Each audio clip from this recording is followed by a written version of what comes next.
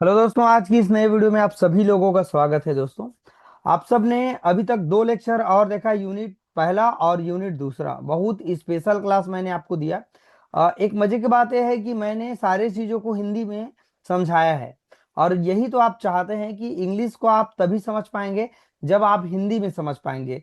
हमारे मैक्सिमम जो स्टूडेंट्स हैं वो हिंदी मीडियम से होंगे, राइट ना? तो इंग्लिश इस तरह से चीज़ें देख रहे होंगे किताब में तो बहुत परेशान होंगे। दोस्तों, ये मार्केट में बुक अवेलेबल है और उसी का ये कंटेंट है, लेकिन मैंने उसी के कंटेंट को मैंने हिंदी में कन्वर्ट किया है सारी चीज़ों को, ताकि आप लोग थोड़ा सा अच्छा से मेहनत कर लेंगे और समझ लेंगे। इसलिए दोस्तों, आज के वीडियो को आप पूरा देखना। अभी तक मैंने दो और लेक्चर दिया है, उनको आपने देखा होगा। ठीक है, चलिए दोस्तों, चैनल में नए आए हो तो चैनल को जाके सब्सक्राइब जरूर कर लेना, क्योंकि इस तरह से आईएमपी वीडियो हमारे चैनल के माध्यम से आप सभी लोगों को मिलेगा।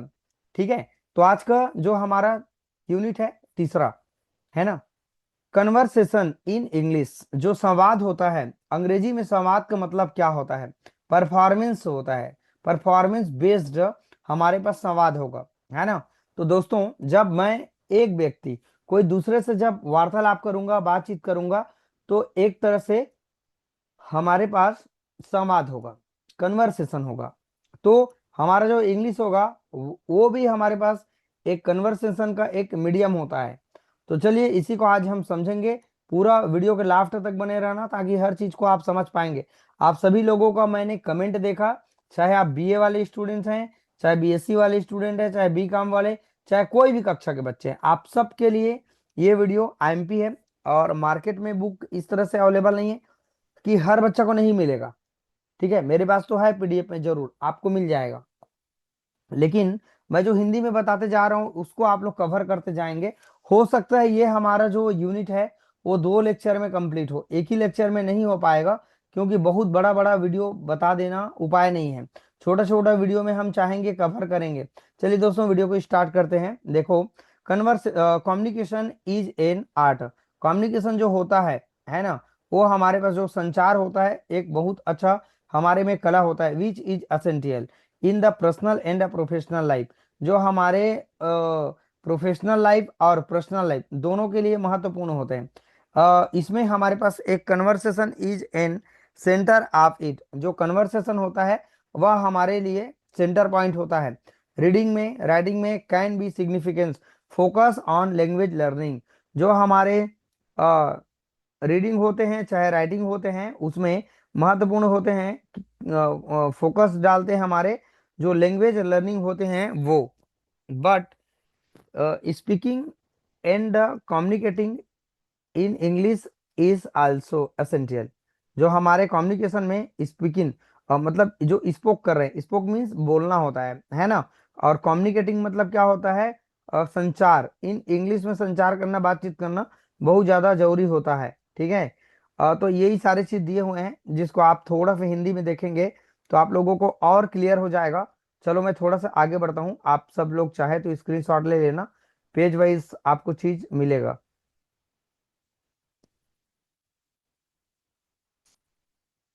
संचार एक कला है जो व्यक्तिगत और पेशेवर जीवन दोनों में बहुत ही महत्वपूर्ण होते हैं, और बातचीत इसका केंद्र होता है। सही बात है। भाषा सीखने में पढ़ना और लिखना महत्वपूर्ण होते हैं, लेकिन अंग्रेजी में बोलना और संवाद करना भी उतना ही जरूरी है, ताकि हम धारा प्रवाह, है ना, बोल सके और दूसरों से अच्छे से जुड़ सकें। बिल्कुल हमारे एक माध्यम होते हैं। यूनिट तीसरा में conversation in English performance based में हमारा ध्यान बोलचाल की अंग्रेजी को बेहतर बनाने पर है। यह व्यवहारिक और वास्तविक जीवन की बातचीत, अभ्यास और इंटरेक्शन के माध्यम से किया जाता है। आगे है, इस यूनिट का उद्देश्य छात्रों को एक ऐसी कौशल और साधन देना है जिससे वे अंग्रेजी में आत्मविश्वास के साथ बातचीत कर सके। परफॉर्मेंस बेस्ड बातचीत औपचारिक लेखन केवल सुनने में अलग होता है। इसे व्यक्ति को तुरंत सोचकर जवाब देना होता है, अपने विचार स्पष्ट रूप से व्यक्त करने होते हैं, और परिस्थिति के अनुसार अपनी भाषा को बदलना पड़ता है।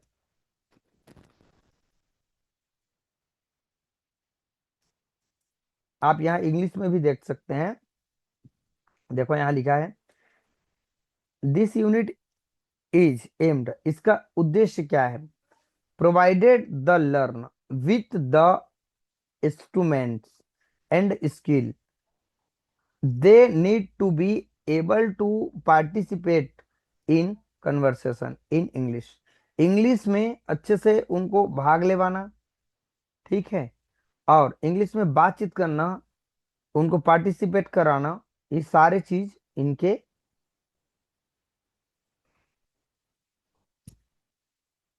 रात बहुत हो चुका है, नींद आ रहे हैं, ठीक है, लेकिन क्या करें, डेली का वर्क इतना बढ़ा हुआ है ना, ठीक है, क्या करें, ठीक है, करना पड़ेगा, कोई बात नहीं, सो के जग के जैसे भी, लेकिन करना पड़ेगा। चलिए देखते हैं, तो वही सब चीज यहाँ पर दिया हुआ है।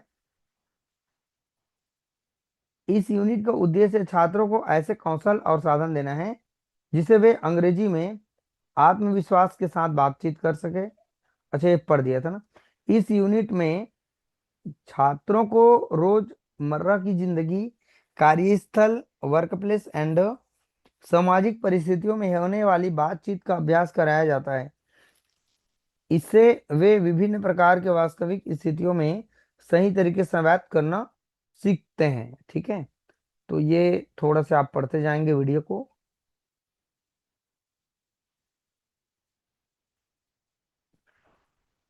अच्छी अंग्रेजी बातचीत करने के लिए किन बातों का अभ्यास करना जरूरी है? पहला है धारा प्रवाह बोलना, दूसरा है सही उच्चारण, सही उतार चढ़ाव, सक्रिय रूप से सुनना, एक्टिव लिसनिंग, जल्दी और स्पष्ट रूप से अपने विचार व्यक्त करना। तो इसके पार्ट हैं आपका अपने विचार को व्यक्त करने के लिए रीडिंग बहुत महत्वपूर्ण भाग है। समझते हैं रीडिंग के बारे में। इसका मतलब होता है पठन। हिंदी मतलब देखेंगे तो आप सीखेंगे। और among the most important skill in language development in reading, देखो भाषा के विकास में पठन जो होता है सबसे महत्वपूर्ण कौशल में से एक होता है। यह समझने की क्षमता, शब्दावली के विकास और आलोचनात्मक सोच अर्थात क्रिटिकल थिंकिंग की मजबूत नींव रखता है। जैसे क्रिटिकल थिंकिंग का मतलब क्या होता है? आपके सोच और समझ को और अच्छे से बढ़ा देना, क्रिटिकल थिंकिंग के अंतर्गत आते हैं, ठीक है।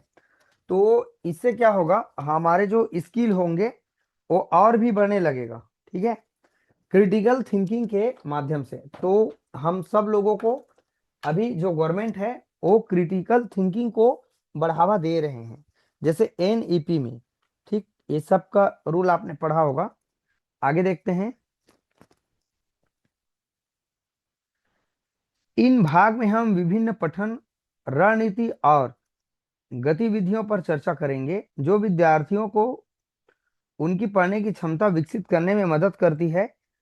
इनमें बहुत छोटी कहानी है, शॉर्ट स्टोरी है, समाचार पत्रों की रिपोर्ट है, शब्द का चयन है, ये सब चीज है। और भाव मुख्य वाक्य की पहचान और जोर से पढ़ना शामिल होते हैं।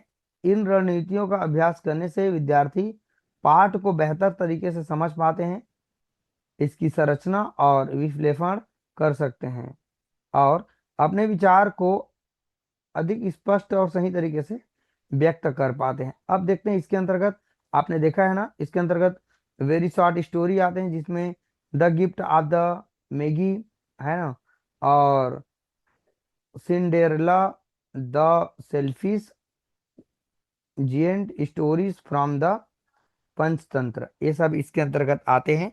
मैं चाहूंगा आप सब लोगों को इसमें हिंदी में समझाना ताकि आप चीजों को ज्यादा सीख पाएंगे। और ऐसे देखेंगे तो एक कान पोल दूसरा कान ढोल हो जाएगा, ठीक है। तो चलो स्टार्ट करते हैं इसका हिंदी वाला पार्ट को। आप चाहें तो स्क्रीनशॉट धीरे से ले लेना यहाँ, ठीक है, मैं रोक दिया हूँ वीडियो को। देखो बहुत छोटी कहानियां, वेरी शॉर्ट स्टोरी, इसमें लिखा हुआ है the gift of the Maggi, वही सब चीज है। पारंपरिक क्लासिक कहानियों के माध्यम से समझ बढ़ाना, जैसे देखिए आप यहाँ पर सारे चीज अच्छे से लिया हुआ है मैंने। एक बार पढ़ते जाएंगे तो सब चीज समझ आएगा। देखते हैं। कहानियां मानव व्यवहार, समाज और नैतिकता के बारे में महत्वपूर्ण सीख देती है।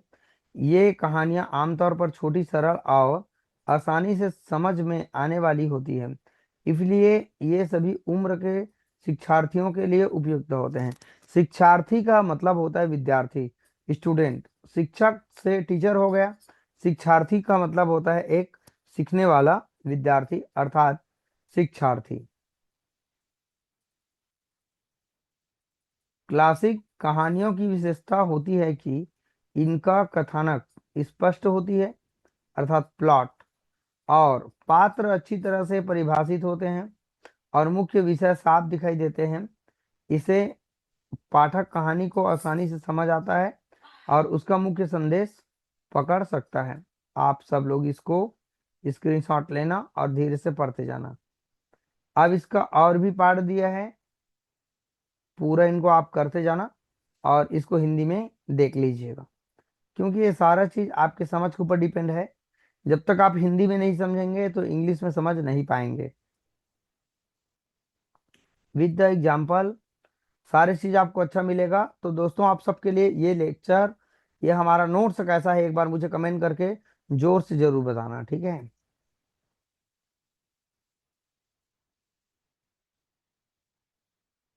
पूरा पढ़ सकते हैं, पूरा थ्योरी दिया है भाई भर भर के। अगला हमारे पास टॉपिक है समाचार रिपोर्ट, अर्थात न्यूज पेपर रिपोर्ट क्या होते हैं। फैक्ट बेस्ड आर्टिकल्स क्या होते हैं, इसको हम समझते हैं। देखो, अच्छा यहाँ पर इंग्लिश वर्ड दिया होगा ना,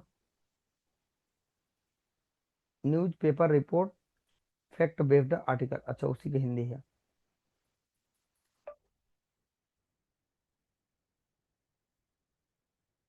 देखते हैं। पढ़ने के कौशल को विकसित करने करने का एक अच्छा प्रभावी तरीका है समाचार पत्रों की रिपोर्ट और तथ्यात्मक लेख पढ़ना।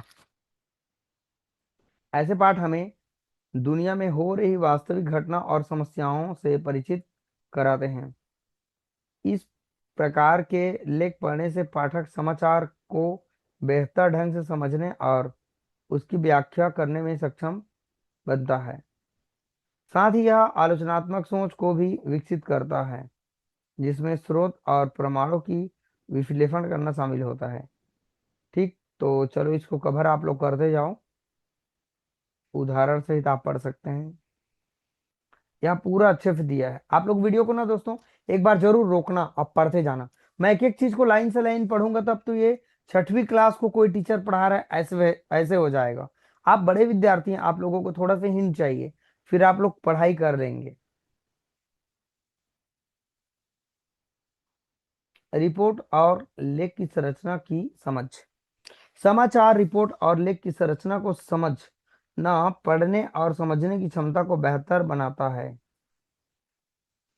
अधिकांश समाचार रिपोर्ट एक विशेष पत्रकारिता शैली का पालन करती है, जिसमें सबसे महत्वपूर्ण जानकारी शुरुआत में दी गई है और बाकी विवरण बाद के अनुच्छेद में प्रस्तुत किया जाता है। आप आसानी से समझ पाएंगे इसको। क्या आवाज कर रहा है भाई, टुक टुक समस्या है। हाँ, आप हिंदी में बहुत अच्छे समझ पाएंगे। आप सब लोग एक बार देखना जरूर। पीडीएफ का जरूरत पड़ सकता है आपको, तो बस आप सब लोग में हमारे चैनल को शेयर कर देंगे, सपोर्ट कर देंगे, मैं आपको नोट्स दे दूंगा। ओके, बस पढ़ाई अच्छे से करो भाई और हमारे चैनल को आगे भेजते जाना।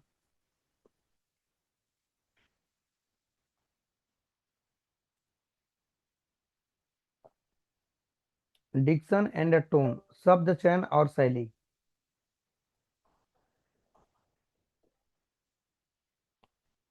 लेखन में स्वर, टोन, शैली, स्टाइल का निर्धारण।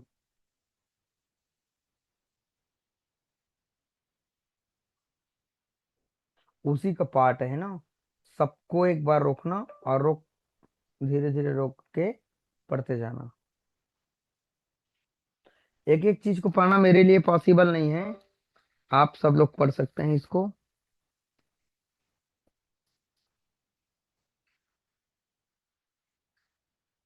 ये अलग अलग हेडिंग दिया हुआ है, देख सकते हैं ना। जोर से बढ़ते समय शिक्षार्थी निम्न चीजों पर काम करते हैं: उच्चारण, स्वर लहरियां, है ना, और वाक्य की लय। ये सभी प्रभावी मौखिक संचार के महत्वपूर्ण तत्व होते हैं। अब आप मुझे कमेंट करेंगे, बोलेंगे सर हिंदी में लिख सकते हैं क्या? अरे भाई, पेपर इंग्लिश का है तो इंग्लिश में ही लिखेंगे, हिंदी में आप लोग नहीं लिख पाएंगे, ठीक है। क्या आवाज कर रहे जी? चार्ज पर तो लगाया मैंने। ठीक। अच्छा, दूसरा पार्ट है spoken English in the real world and it situational dialogue. ये पेपर में आ सकते हैं। हिंदी में देखते जाओ, हिंदी में देखते जाओ। संचार कौशल किसी भी वास्तविक जीवन की स्थिति में बहुत ही महत्वपूर्ण होते हैं, विशेषकर उन जगहों पर जहां किसी प्रोफेशन या सर्विस बेस्ड वातावरण में संवाद आवश्यक होते हैं।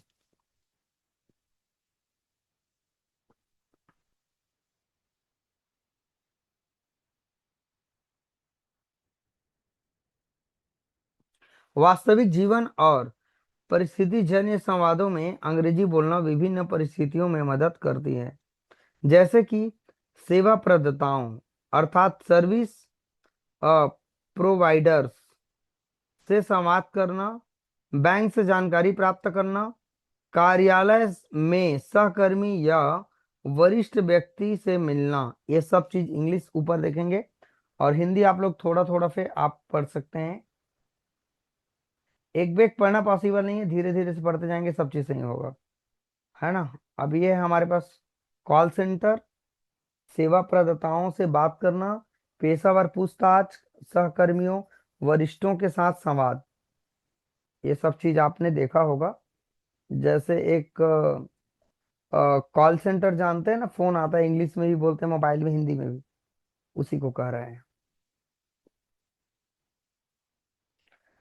ये सब चीज है, आप लोग धीरे धीरे से पढ़ते जाएंगे बच्चों, कर लेंगे कवर धीरे धीरे। नोट्स जो बताते जा रहा हूँ ना, यही इंपॉर्टेंट है, ये समझिए आप सब लोग। क्वालिटी थोड़ा सा आप बढ़ा देंगे, ठीक।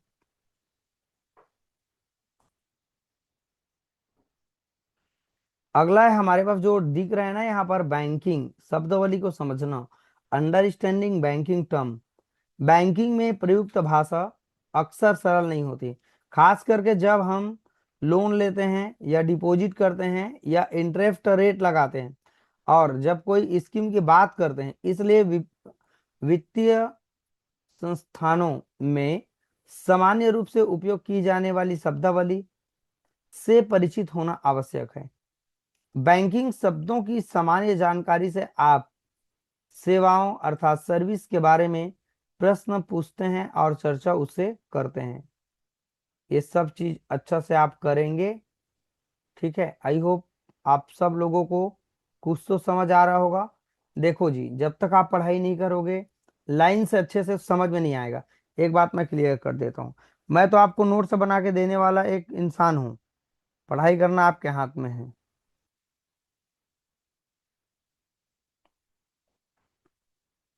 चलो लेते जा रहे हो स्क्रीनशॉट, हिंदी में भी थोड़ा पढ़ते जाना भाई, टॉपिक को भी देखते जाना।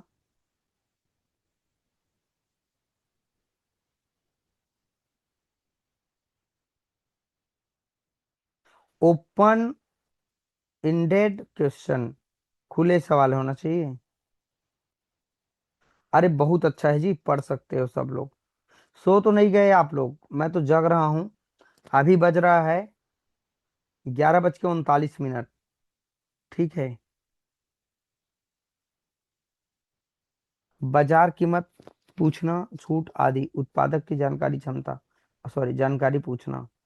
बाजार, दुकान और ऑनलाइन खरीदी करते समय एक जरूरी बातचीत कौशल के उत्पादक के बारे में जानकारी लेना, आपको कीमत, गुणवत्ता देना, उपलब्ध या किसी भी विशेष ऑफर के बारे में पूछना पड़ सकता है। विनम्रता से और स्पष्ट प्रश्न पूछने से आपको सही जानकारी प्राप्त करने में मदद मिलती है। ठीक है, आप लोग इतना समझ गए। अब धीरे धीरे से मैं पेज को रखते जा रहा हूँ, आप लोग पढ़ते जाइएगा। ओके।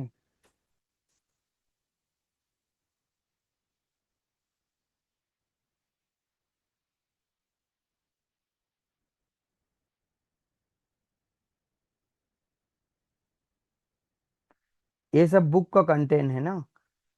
रेस्टोरेंट, विशेष व्यंजन, ये सब चीज आप कर लेंगे। एकदम इजी है भाई, एकदम इजी है। पेज को भगा क्यों रहे हो सर, बोल रहे होंगे। अरे क्या एक एक तो पढ़ूं, आप लोग बताओ ना क्या पढ़ूं, बताओ। इसमें समझने में कोई ज्यादा टेंशन थोड़ी है। इसको पेपर कैसे लिखना है इंग्लिश में, ये टेंशन है। इसीलिए कह रहा हूँ भाई कि इसका आप लोग प्रिंट ले लेना, पढ़ना इसको। मोबाइल से सब चीज पॉसिबल नहीं, ये सब टॉपिक है इसका।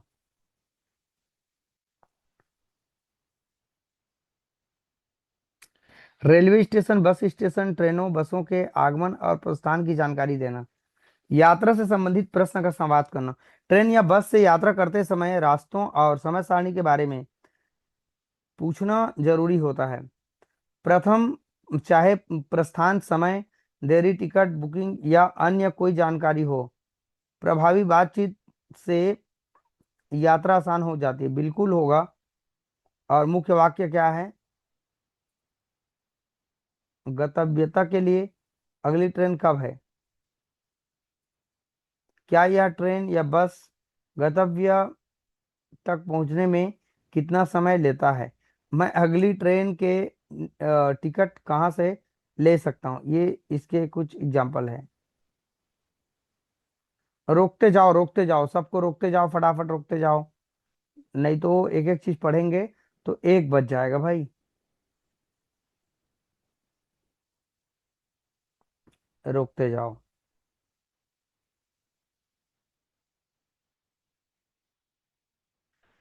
क्या आप मुझे उपलब्ध फ्लाइट विकल्पों की जानकारी दे सकते हैं? ये पूरा इंग्लिश को मैं नहीं पढ़ रहा हूँ ना, आप सब लोग इसको बताओ भाई। इंग्लिश आपको स्ट्रांग थोड़ा बहुत तो होगा ना, आपको करना पड़ेगा इसके लिए, समझने के लिए।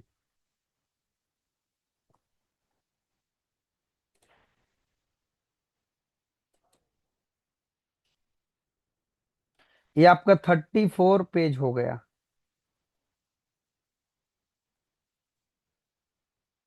ये सब चीज दिया है, फॉर्मल सिचुएशन, इनफॉर्मल। क्या करूं, बहुत सारे थ्योरी दिया है, लेकिन चलो कम से कम नोट्स को तो बता दिया ना। कम से कम आपको आइडिया तो हो गया ना कि हमें क्या को लेना है, क्या को पढ़ना है। और कम लेक्चर में हम पूरा इसको खत्म कर दिए भाई। एकदम 4 वीडियो में समझो खत्म ही है। 103 पेज तक है।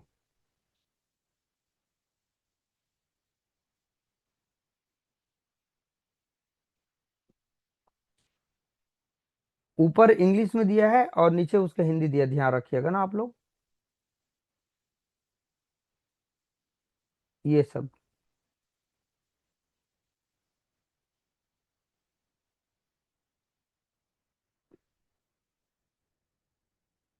पूरा इंग्लिश में दिया हुआ है ऊपर में, और ये इसका हिंदी है। चलो ये लास्ट है दोस्तों। कुल मिला के हमारा तीसरा यूनिट कंप्लीट हो गया। मैं तो सोच रहा था एक लेक्चर और दूंगा, लेकिन मुझे लगा कि भाई इसको मैं क्या एक एक चीज को समझाऊं। आप विद्यार्थी पढ़ने वाले हैं, समझ सकते हैं। थोड़ा थोड़ा आप पढ़ते जाइएगा, सब चीज समझ में आ जाएगा। चलो मैं स्क्रीनशॉट लेने के लिए आपको लेके चलता हूँ पेज की ओर।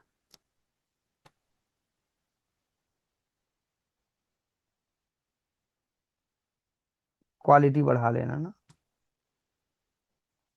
बढ़ा लोगे? क्यों नहीं बढ़ा लोगे भाई?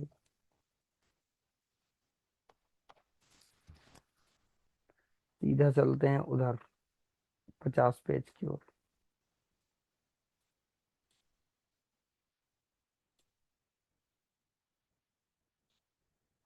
यहाँ भी स्टार्ट है ना आप लोगों का, यहाँ से चलो लेते जाओ। 52, 53 पेज, पेज नंबर लिखा है ना, देख लेना।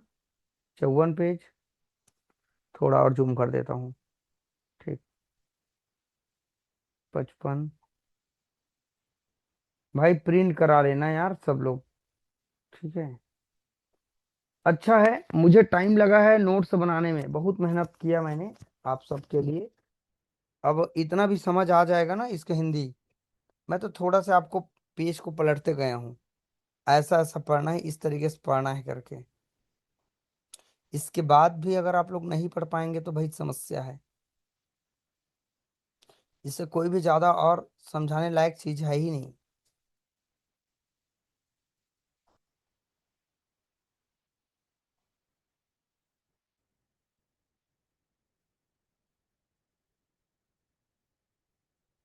ले रहे हो ना?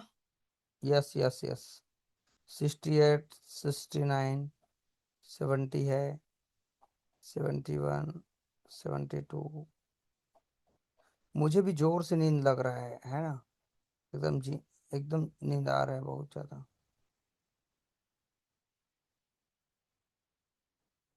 कोई कमेंट कर दिया था बच्चा कि सर तीसरा यूनिट को बता दो। मैं बोला चलो भाई बता देता हूँ, कोई बात नहीं। हम ही थोड़ा मेहनत कर लेते हैं आप सबके लिए। मेहनत तो नो डाउट लगता है, खाने के लड्डू तो नहीं है।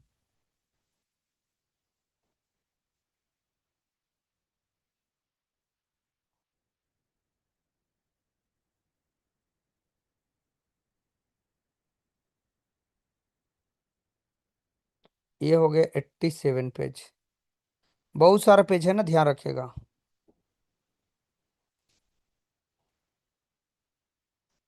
ये 90 पेज आ गया।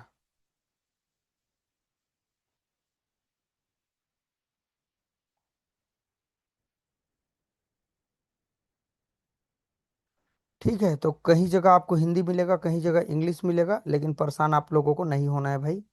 जितना मेरे से हो पा रहा है मैं आपको कुछ ना कुछ जुगाड़ करके कम से कम दे तो रहा हूँ। हो सकता है आप लोगों को, कुछ लोगों को नोट्स पसंद आए कि ना आए वो बात की बात है, लेकिन मैंने मेहनत तो किया ना, प्रयास तो किया ना आपको कुछ बढ़िया बता दूं करके। आप सबके लिए थोड़ा चिंता तो व्यक्त किया हूं ना। बस थोड़ा सा और जी हो गया। ये लास्ट पेज है ना? कितना पेज है ये? 103। 103 मतलब हमारे पास तीसरा यूनिट कंप्लीट हो जाता है। चलिए दोस्तों, आज की वीडियो में इतना ही। अगले वीडियो में मिलते हैं, चौथा यूनिट को देखेंगे। काफ़ी अच्छा है आज का वीडियो, देखना जरूर, नोट्स अच्छा मिलेगा आप लोगों को। नोट्स का पूरा खेल है यहाँ पर, है ना? प्रेजेंटेशन स्किल देखेंगे परफॉर्मेंस के बेस पर, अगला जो यूनिट आएगा उसमें। तो चलो हम अगले यूनिट में इसको कवर करेंगे, बहुत अच्छा वीडियो रहेगा। चलिए दोस्तों, इस तरह के वीडियो को देखते रहना, समझते रहना, और सभी लोग हमारे चैनल को दिल से सपोर्ट जरूर करें, ठीक है? चलिए, वीडियो को आज करने के लिए थैंक यू सो मच।